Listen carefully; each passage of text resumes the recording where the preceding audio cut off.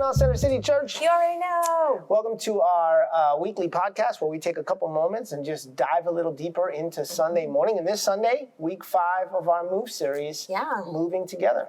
Yeah, and it had something to do with the table. Yes. So that's why we're here today at the table. You may have noticed it's a little different from our normal spot.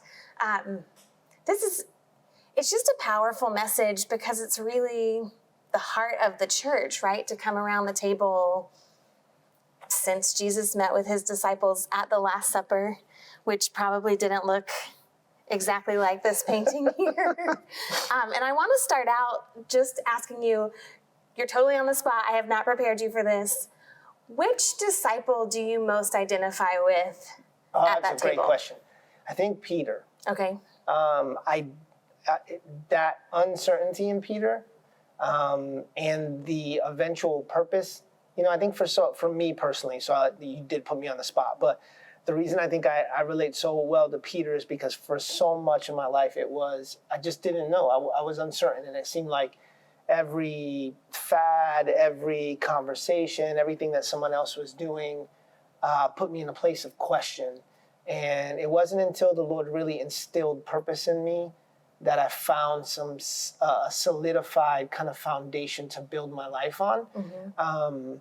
So when I see Peter, I can totally relate to wanting to go back to a fisherman, wanting to go back to what's comfortable, want to go back to kind of what I know.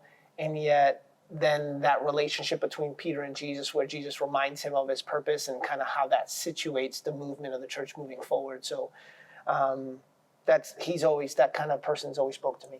Yeah. What about you? You can put me on the spot. Yeah, well, I'm not as on the spot because I figured that you would ask me back. Oh, okay. The Sons of Thunder. Yes. I'm a daughter of thunder. But I want to choose John of those two because my natural inclination is just like black and white. We kind of joked about this when we were doing the APEST week. And like, if someone does something that I think is wrong or disrespectful, I just want to call down thunder on them. Like, yeah. I'm that person that when I get cut off or someone speeds by me, I'm like, please God, let there be a cop down the road that's going to pull them over for speeding so they get what they deserve. I've seen it happen once. It was awesome. But then what I love... Not for the guy who got the ticket, but... He was driving recklessly, John. That's beside the point. There you go. Clearly God is still working on me. But what I love about John, which you brought up in the sermon, was Jesus transformed him so much that he ended up being the one who was constantly talking about love. He saw himself as the beloved one and then spent the rest of his life just trying to teach the church how to love like Jesus did. And I feel like I still have these moments where I'm just living out of that gut impulse and wanting to call down thunder. But then the more time I spend with Jesus, like, I'm just captured by his love and want to embody that more than I do presently. But yeah, so I would choose John and be a daughter of thunder. There you go. Yeah. It's a good nickname too. Yeah, it is. It is. So Son of Thunder rolls off the tongue a little better, but I'll take it. That's it. So let's talk a little bit more about the other people at the table. I keep referencing this painting because Leonardo da Vinci is just a master. Yeah, he does a good job. Who just kind of summarize some of the other people at the Last Supper with Jesus? Yeah, so, you mentioned John and James, two of the infamous characters of this story. You also have people like Matthew. Matthew's a little bit complex because he doesn't necessarily come from a church background, and yet often is found to be the most faithful and seems to be you see the transformation in Matthew that leads to his absolute dependence on Jesus. Mm-hmm. Whereas I think with some of these other guys, because of their history and nuance of church culture and just kind of their background, they have a tendency of thinking at points, you can almost hear them thinking, well, he's doing that wrong. Whereas you never kind of get that sense from Matthew. But I love the story of Matthew. Of course, Judas is at the table, mm-hmm. Which is probably the toughest character for most of us to kind of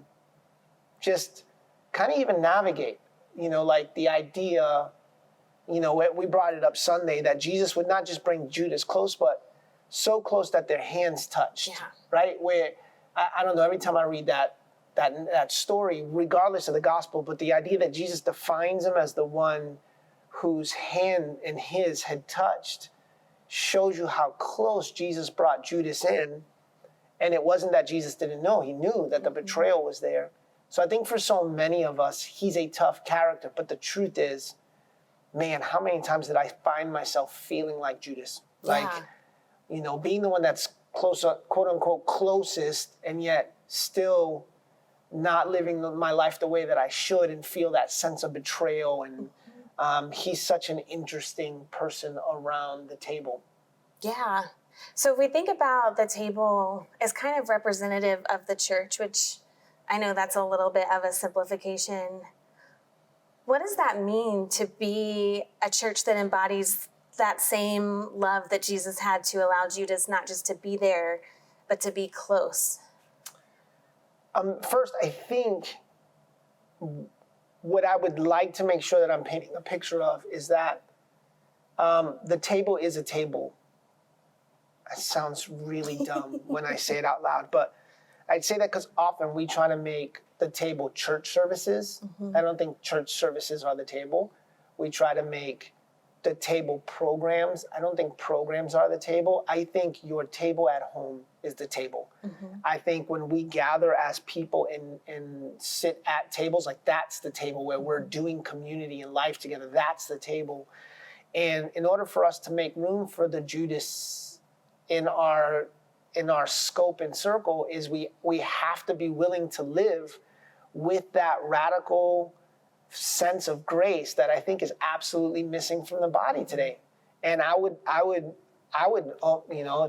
we could fight if you want. Like I would fight somebody who says, I'm a daughter of thunder. There you go, you're right. But I think for so many churches right now, the attempt is to eliminate the Judases. Like, how do we create a table where the only people who come are worthy of it? P.S. Good luck, because none of us are worthy of the table. And I think ultimately, where I always been challenged by this idea is that we try to put ourselves in Jesus's position, where this is his table, and he tells us who to find. He tells us in Luke to go out to the highways and byways and find the broken, the poor, those who are crushed in spirit. P.S. Those are the ones that are most likely to have issues like Judas had, and bring them to the table where the religious are invited, but the broken are brought, which I think is a picture we need to grab a hold of.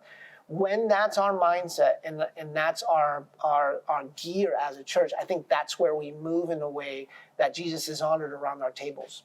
Yeah, I think we can sometimes get mixed up as the church and think that we are supposed to be Jesus. And there is that idea of be his hands and feet, but really we're supposed to bring people to Jesus and remember that we're not him. Like, each one of us can identify with all of these guys at a different place and time. I want to go a step further. I mean, even in Paul's writing, he marks us as ambassadors, but ambassadors are not the person they represent. They just represent the person.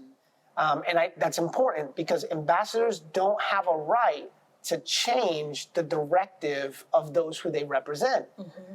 And if Jesus is saying in multiple parables, but one specifically where he's saying, you're going to go out and bring in the broken, then I can't change it to, I'm going to put a big sign out and try to attract those who look like me. Yeah. Then you're not doing what the person who you claim to represent is asking you to do. So when the table is not filled with broken people, I think you're just having a dinner party. But when the table is filled with broken people, that's the type of table that Jesus then uses to bring life change.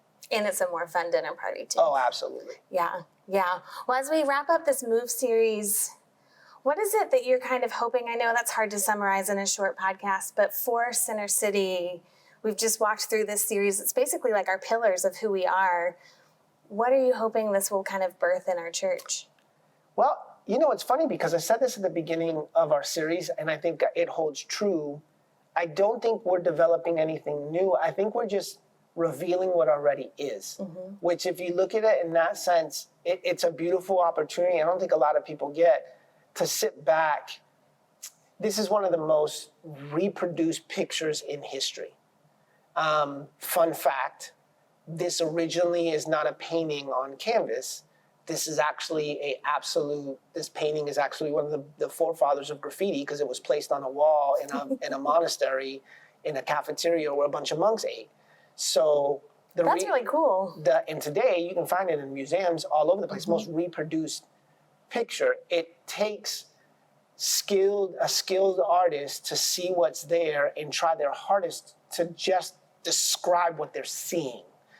I think this series has been our attempt to sit back and through much prayer and like, Father, what is it about this incredible community that's so amazing that we just want to make sure that we put down into process so that we can continue to develop what's already here. So when we say things like, we want to be a church that moves in generosity, it's not because we're hopeful that one day we'll move in generosity, it's that we are already moving in generosity. And I just want to make sure that as stewards of this incredible body, that we are pointing the ship, that we will continue to be generous, that we will continue to be people who move together, that we continue to be people that are set to rescue, and we continue to be people that are set to hope and bring purpose for everyone. So like all of that collectively, my thought with the series is at the end of this, if you feel like, oh man, that really is who Center City is and I want to be a part of it, that's the goal. That was really the goal. And I think for all intents and purposes, we were there. And it's funny because it's not, when you introduce new things, there's sometimes where it's like fireworks and kind of, alarm bells and everybody's like, yeah, let's go and there's been some of that, but really around what God has been doing. Like, for instance, this week we talked about moving together from the table, and it's this great picture. But what we are celebrating is a large majority of our people are actively engaged in groups on a week-to-week basis.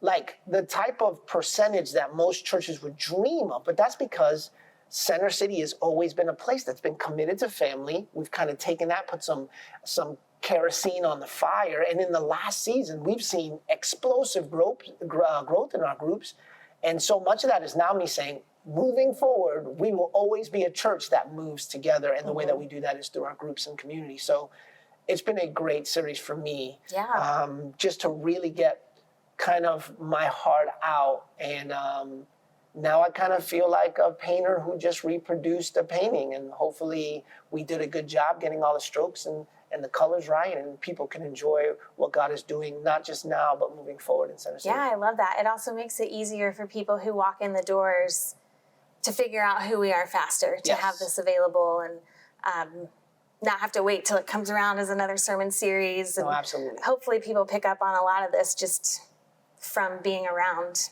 our community. But yeah, I'm excited to have it in place for people. That said, where are we headed? Oh, I cannot wait.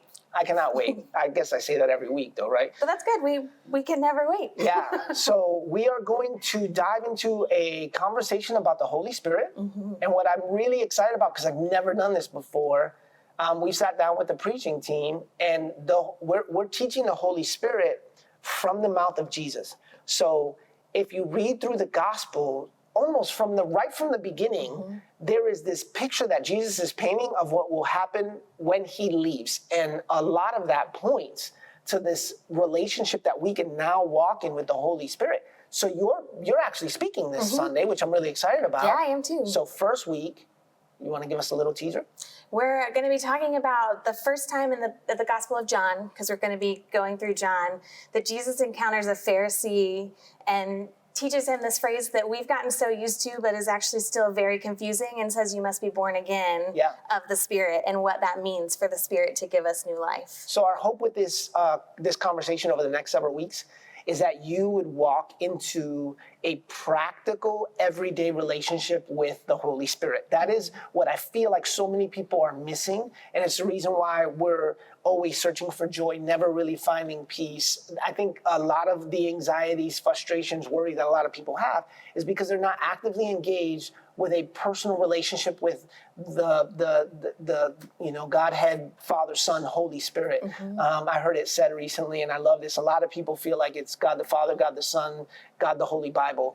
And we've kind of replaced some of the nuances, but that's what I love about this series, because right out of the mouth of Jesus, there is such a beautiful picture of what who the Holy Spirit is and what he desires to do in our everyday life. So I can't wait. I know, I can't wait either. Yeah, so it's gonna be great. First tonight, family dinner. Yes. If you need a reason to come around the table, we hope we just gave you one. It'll also be a worship night. So we'll eat together, and then we will all stay in this room and worship God together. And then this Sunday, we'll kick off this Holy Spirit series at 10. Hope We to see you cannot then. wait. It's going to be great.